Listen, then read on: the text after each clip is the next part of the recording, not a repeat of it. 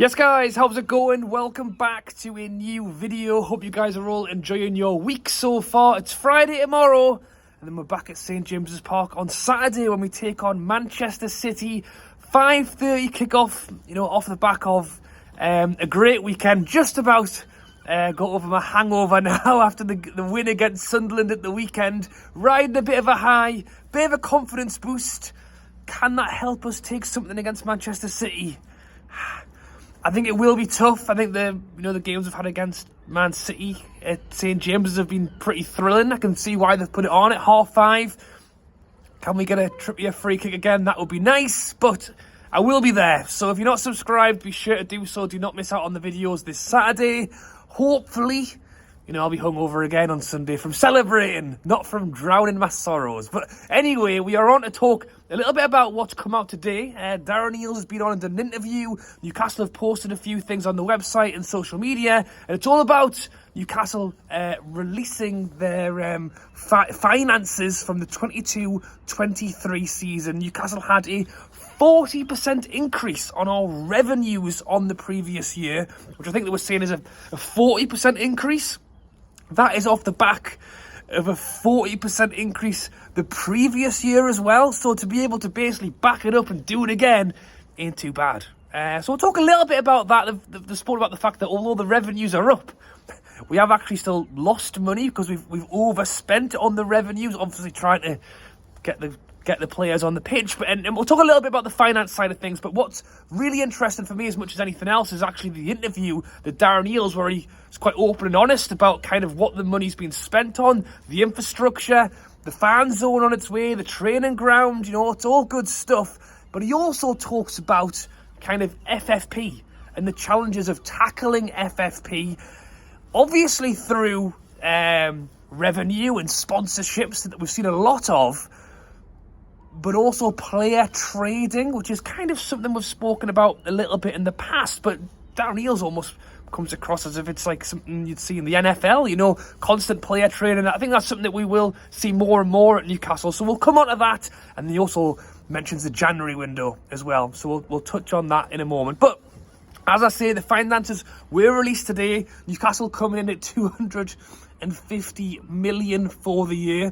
Darren Eales was kind of, again, comparing that to where that sits compared to other football teams. You look at Manchester City, top dog really sat up with 750 million revenue brought in. It's close to double what it's 3 times what Newcastle have done. And then he kind of mentioned the Spurs, who's maybe, in the top 6, but maybe like a latter of the top 6 is bringing in around 450 million.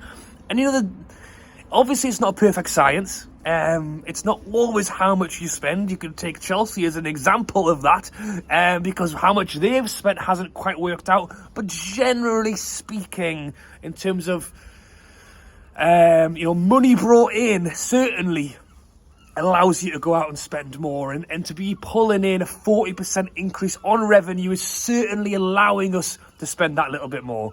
Having said that, as I mentioned, we did still lose just over 70 million in the year, and Darren Eales said that's pretty much what it's about at the moment. We aren't looking at short term, we are looking at medium to long term. Yes, we've overspent this year, but where will that put us for next year, for the year after that, for 5 years, for 10 years time? And it's basically all about our owners who are keen to spend money. How much can they spend in the realms of FFP? Effectively, depending on how much you bring, you can only spend what you bring in, but then you can also spend so much at a loss based on how much you've spent in previous years, etc. So basically, we've been able to overspend to make some loss, to basically go ahead and, I guess, put money towards other stuff. And obviously, again, FFP is specific to players on the pitch. That's not including changes made to the training ground. That's not including the new fan zone. So yeah, it's great to see that we aren't just working off a shoestring budget. We are bringing in money that we can go ahead and spend.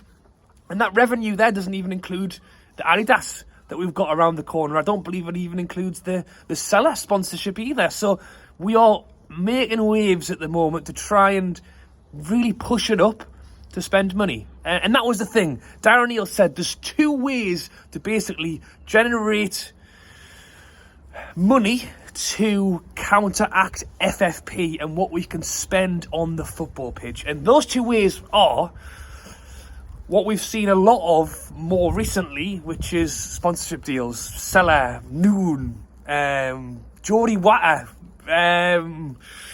even the fan zone, money brought in through the fan zone, I believe, is still revenue coming in. It's still money we can spend back.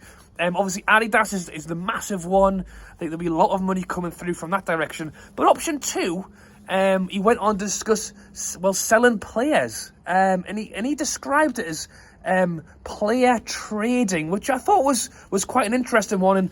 And funnily enough, he mentioned it kind of earlier on, and then he almost circled back to it.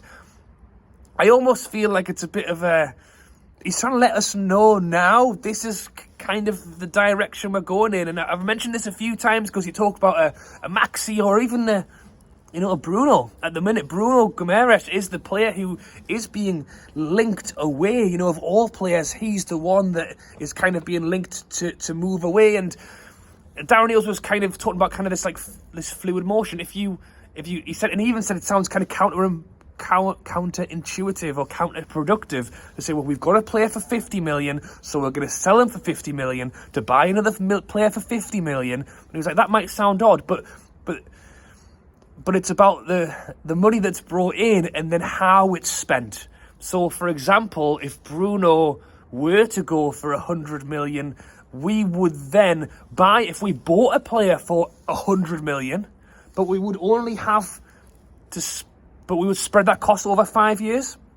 So if we sold Bruno for 100 million and then went and bought somebody else for 100 million, we would only have to spend 20 million straight up, and then we would have to pay the 20 million a year over 5 years. So he was basically trying to say that it's kind of like wheeling and dealing and trading players as you go, to mean that we constantly have that new buffer of being able to spend again.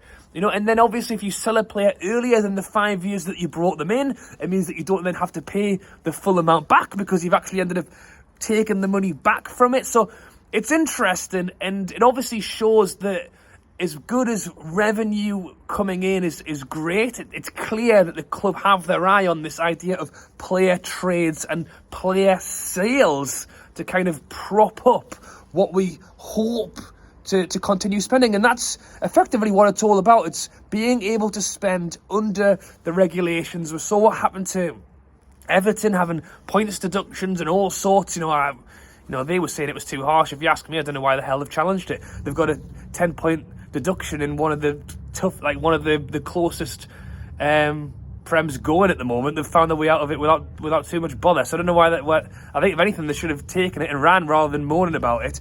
But then he did also kind of go on to say about the January window as well, and he was asked, is there any chance Newcastle can do stuff? He shut it down a little bit. I mean, really, is he going to come out and go, yes, we're going to sell players now to have money and we're going to spend it? He kind of said January's a tough window. And that's the thing. I know I've discussed Bruno, and that's a conversation. Funnily enough, when I was out at the weekend, and I've seen a bunch of you guys going, what do you think about Bruno? Do you think we'll sell Bruno? Should we sell Bruno? To escalate the club and what we could do there. I think ultimately Darren Neal isn't just telling us twice in one interview about selling players if we weren't on the radar to do so to generate more money. Will it be Bruno? Will it be somebody else? I don't know, but I think it will be someone. Will it be this January window? I very much doubt it. I really doubt it, unless it was an astronomical fee that we couldn't say no to because we were worried we wouldn't get it again. If it was a £200 million offer for anybody, really, you're looking and going, okay.